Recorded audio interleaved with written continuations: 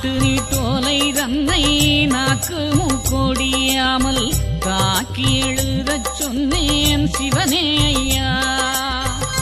ஓதும் எழுத்துக்கும் முன் ஒன்றும் எழுத்தாணிக்கும் ஊமை மவுனம் சொன்னேன் சிவனே ஐயா.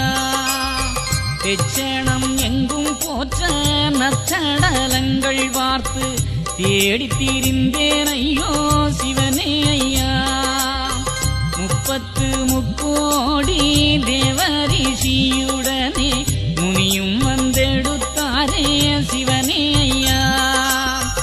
மாமுனி தாயுடனே வழியே நடந்து வர மலர் மாறி பெய்ததுண்டே சிவனே ஐயா.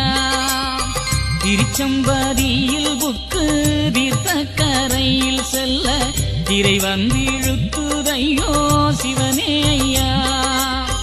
அலைவாய்க்கரை இருந்து தலைமேலே கையை வைத்து அம்மை அழுததை என்ன சொல்வேன் சிவனே ஐயா.